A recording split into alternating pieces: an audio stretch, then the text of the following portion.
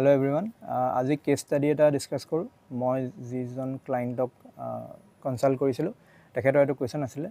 যে মোৰ ওচৰত ইউটিউবত চোৱা ইনষ্টাগ্ৰামত চোৱা ফেচবুকত চোৱা বহুত বিজনেছ আইডিয়া আছে 4-5টা মানটো মই যিকেইটা একদম কৰিম বুলি ৰেডি কৰা আইডিয়া আছে কিন্তু মই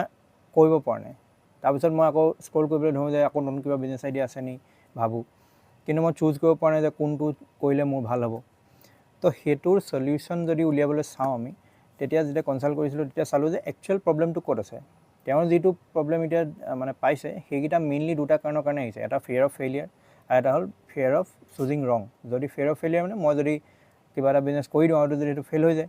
তেতিয়া কি হ'ব আৰু ফিয়াৰ অফ চুজিং ৰং মানে যদি মই এটা বিজনেছ যেনিবা চুজ কৰি ল'লোঁ কিন্তু সেইটো যদি বেছি ছাকচেছফুল হ'ব পাৰে কিজানি সেইটো বেছি ভাল আছিলে মই এইটো লৈ ল'লোঁ ইয়াতে প্ৰবলেম পাইছোঁ নি তো সেইবিলাকৰ সলিউশন বিচাৰিবলৈ হ'লে মেইন পইণ্টটো হৈ গ'ল যে আমি কোনো এভিডেন্স নোহোৱাকৈ সেই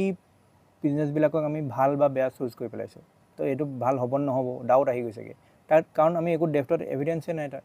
আমি কাৰোবাক দেখিছোঁ যে ইনষ্টাগ্ৰামত সি আমুক লাখ টকা কমাইছে কাৰোবাক দেখিছোঁ ফেচবুকত বা ইউটিউবত সি আমুক লাখ টকা কমাইছে তো সেইকাৰণে ময়ো পাৰিম কিন্তু ক'ৰবাত সেইটো বিজনেছৰে আকৌ ভিডিঅ' পাই গৈছোঁ যে এইটো কৰি লাভ নাই এইটোতো লছ আছে তো সেইটো কাৰণে আমাৰ ডাউট আহি গৈছেগৈ তো ইয়াৰ সলিউশন এইটোৱে হ'ব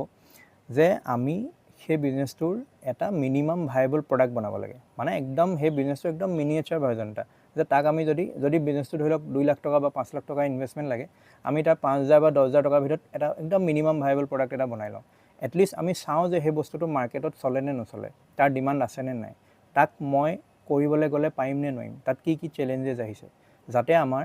সেই 2 লাখ বা 5 লাখ টকা এটা সোমোৱাই পেলাই লছ হৈ নাযায় আৰু আমি বিজনেছটো কৰিম নে নকৰিম ভাবি ৰৈ নাথাকোঁ যাতে আমি ষ্টাৰ্ট কৰি দিব পাৰোঁ সেইটো কাৰণে